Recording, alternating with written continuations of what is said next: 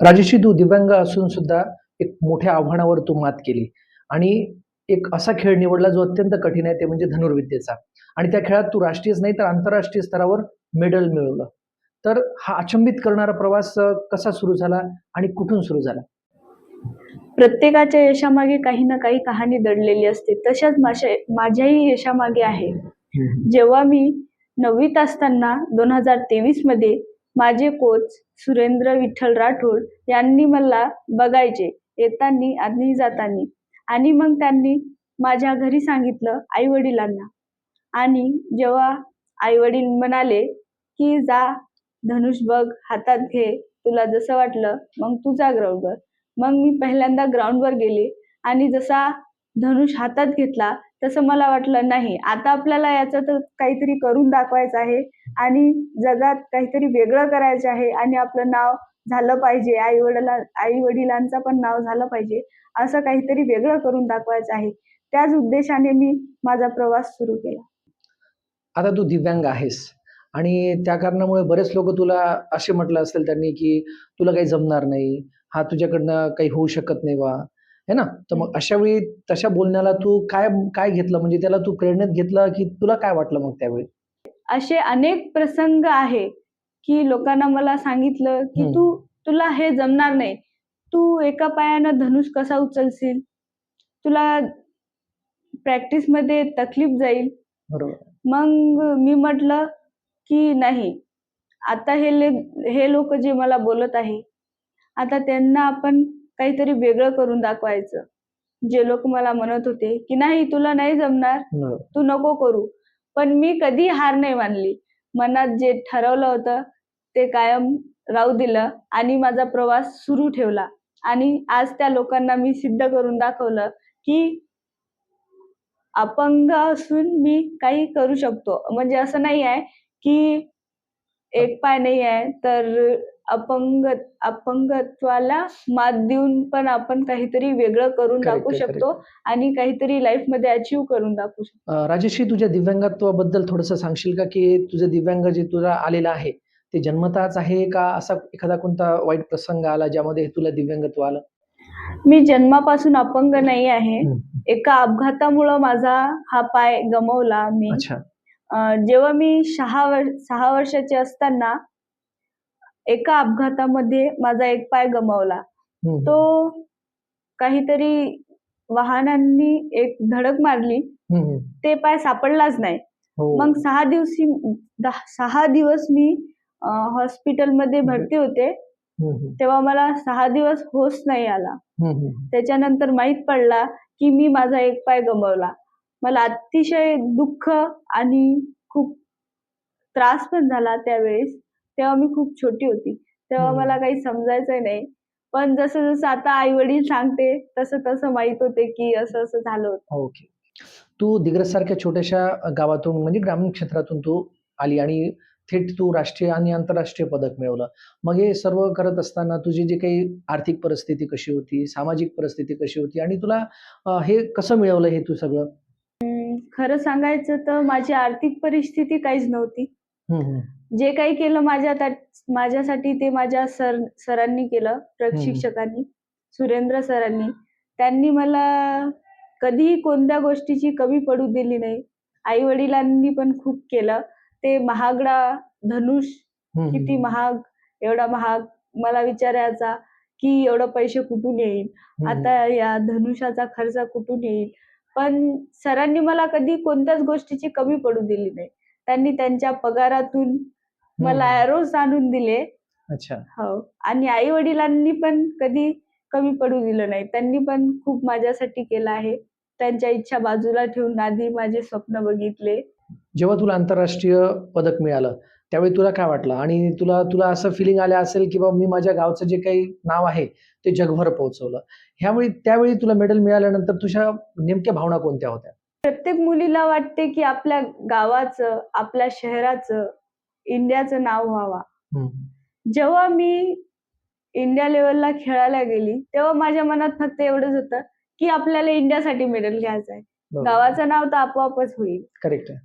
आणि मनात मी ठेवलं होतं की एक जिद्द होती. इंडियासाठी खेळायचं, इंडियासाठी मेडल आणायचं आणि तेच जिद्द मी समोर घेऊन चालली आणि माझं सिलेक्शन झालं तेव्हा मला फार आनंद झाला. तेव्हा मला कळालं की आता मला इंडिया रिप्रेझेंट करायचं आहे.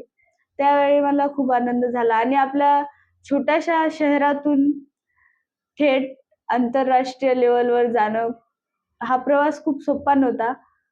अतिशय कठीण होता. बँकॉक थायलंड येथे माझी ही फर्स्ट इंटरनॅशनल मॅच होती ओके.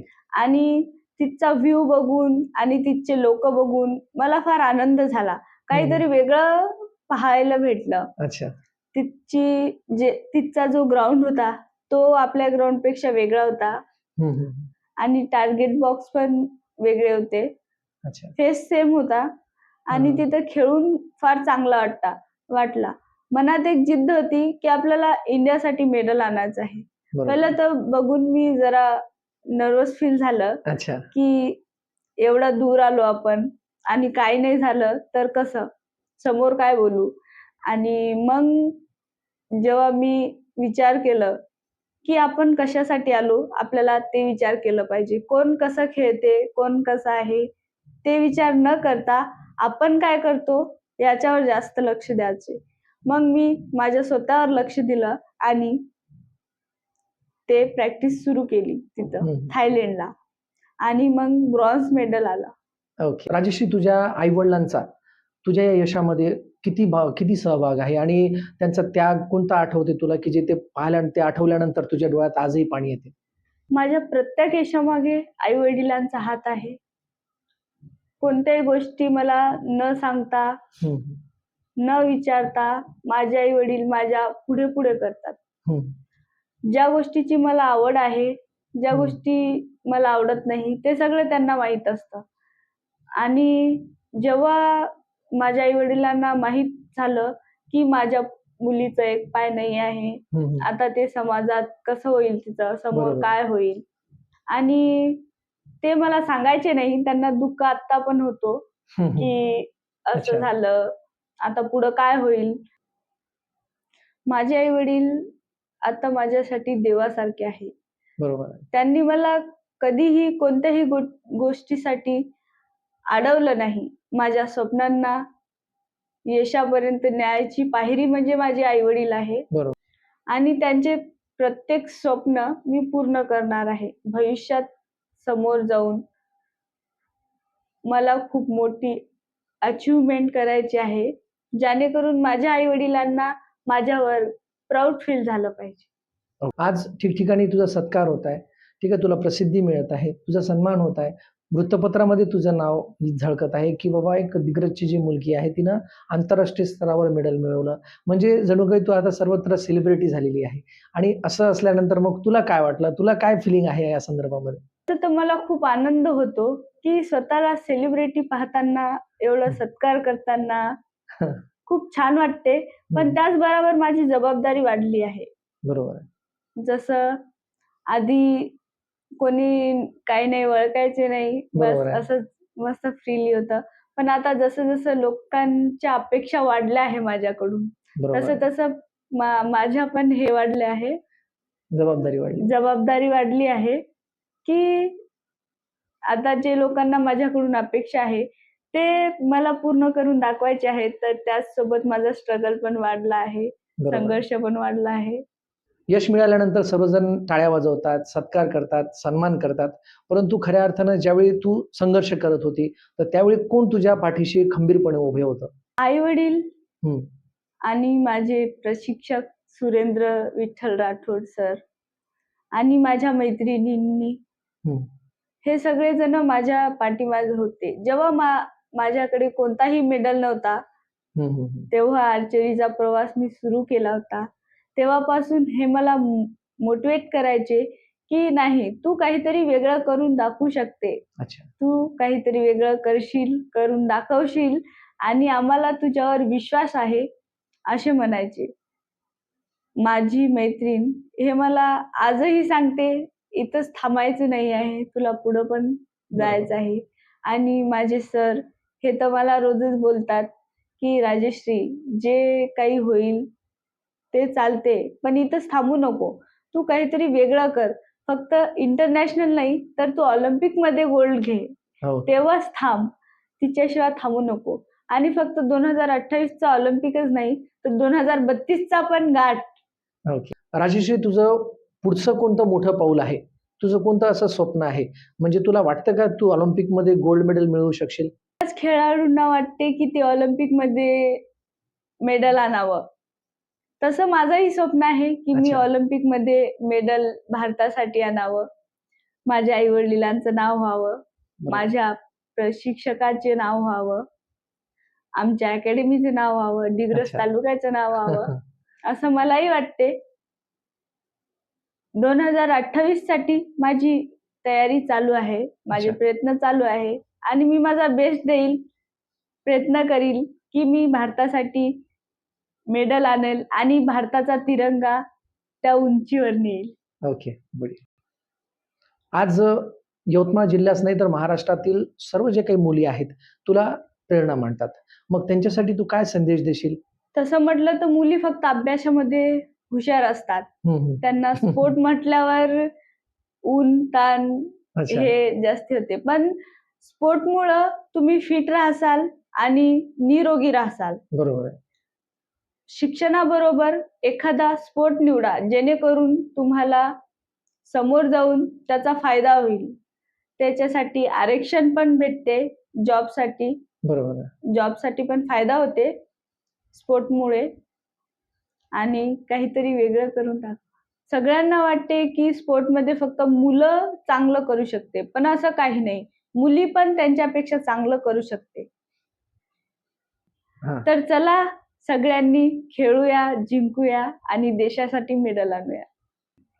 आज अनेक अशा ग्रामीण भागातील ज्या मुली आहे, आपलं स्वप्न पुराशी बाळगून आहेत ते आणि त्यांचं ते स्वप्न पूर्ण होऊ शकत नाही. ठीक आहे, मग त्यामध्ये तुझ्याही समाजाच्या काही मुली असतील किंवा इतरही जे काही समाजाच्या मुली असतील, त्यांना तू विशेष करून काय संदेश देशील? तर मी याचं उत्तर माझ्या भाषेत देऊ शकते का? चालेल, चालेल. नक्की. तो जय सेवालाल सबेन मार भेन मार भाईओ सबेन फक्त एक ज कहेવું છે કે તમાર જે છોરીઓ છે બેન છે કોઈ બી બેન નાનકી બેન તમાર મોટ બેન ઓનું સબેન રમે દો મોકળેપણાથી રમે દો દેશે સારું રમે દો આંગચાलन તમારો नाम व्य जगेमय आणि तम काहीतरी वेगळं करे दो ओनून जेणेकरून ओंदेर सपनो जे છે वो अधूरो कोनी र म देखું છું કે આપણે કાસ્ટેમય જે લોક છે वो छोरी उरवाया जल्दी करना कच तो ओरसारू एकच केळी छ की छोरी शिके दो रमे दो आणि अंग बडे दो. राजेशी, आपल्या बोलमनातल्या चॅनलमध्ये एक रॅपिड फायर राऊंड असते. त्याच्यामध्ये मी एक प्रश्न विचारेल तुला, त्याचे 3 पर्याय असेल. तुला एक पर्याय निवडायचा आहे. ठीक आहे? स्टार्ट करायचं? यस. बघ, लोकांनी हे तुझ्याकडनं शक्य नाही असं म्हटलं, तेव्हा तुला काय वाटलं? तू खचली? तू दुर्लक्ष केलं की त्यालाच जिद्दीचं इंधन बनवलं? त्याला जिद्दीचं इंधन बनवलं. ओके. तुझ्या आयुष्याला एका शब्दात वर्णन करायचं झालं तर काय करशील? संघर्ष, जिद्द की विजय? संघर्ष. ओके. सर्वात मोठा प्रतिस्पर्धी कोण? समोरचा खेळाडू, परिस्थिती की स्वतःची भीती? परिस्थिती. ओके. तुझ्या यशाचं खरं गुपित काय आहे? कठोर सराव, आई-वडिलांचे आशीर्वाद की हार न मानण्याची मानसिकता? कठोर सराव. ओके. तुला सर्वात जास्त शक्ती कोणत्या गोष्टीतून मिळते? स्वप्नातून, संघर्षातून की कुटुंबातून? संघर्षातून. तुला सर्वात जास्त भीती कशाची वाटते? अपयशाची, प्रयत्न न करण्याची की स्वप्न अपूर्ण राहण्याची? प्रयत्न न करण्याची. ओके. एक निवडायचं झालं तर तू काय निवडशील? प्रसिद्धी, पैसा की भारतासाठी पदक? भारतासाठी पदक. ओके. जर एक गोष्ट बदलण्याची ताकद मिळाली तर तू काय बदलशील? गरिबी, दिव्यांगत्वाकडे पाहण्याचा समाजाचा दृष्टिकोन की संघर्षाचे दिवस? समाजाचा दृष्टिकोन. ओके. दिव्यांग हा शब्द ऐकला की मनात पहिला शब्द कोणता येतो? वेदना, संघर्ष की सामर्थ्य? वेदना. तुझ्या मते मुलीचं सर्वात मोठं शस्त्र काय आहे? आत्मविश्वास, शिक्षण की जिद्द? आत्मविश्वास. लोकांनी तुला कशासाठी लक्षात ठेवावं? पदकासाठी, संघर्षासाठी की प्रेरणेसाठी? संघर्षासाठी. ओके. तुला काय जास्त आवडेल? स्वतःचं यश, कुटुंबाचा अभिमान की देशाचा गौरव? कुटुंबाचा अभिमान. ओके. आयुष्यातील सर्वात मोठा पुरस्कार कोणता? पदक, लोकांचं प्रेम की आई वडिलांच्या चेहऱ्यावरचं समाधान? आई वडिलांच्या चेहऱ्यावरचे समाधान. ओके. आज लाखो मुली तुला पाहत असतील तर त्यांना एकच संदेश तू काय देशील? स्वतःवर विश्वास ठेवा, हार मानू नका, की स्वप्नांसाठी शेवटपर्यंत लढा? स्वप्नांसाठी शेवटपर्यंत लढा. ओके. शेवटचा प्रश्न. राजश्री, तुला फक्त एकच गोष्ट निवडायची आहे, तर तू काय निवडशील? पहिलं, जगातील सर्वात मोठं पदक. दुसरं, आई वडिलांच्या डोळ्यातील कायमचा अभिमान की लाखो मुलींसाठी प्रेरणा बनणं? लाखो मुलींसाठी प्रेरणा बनणं. ओके, ठीक आहे.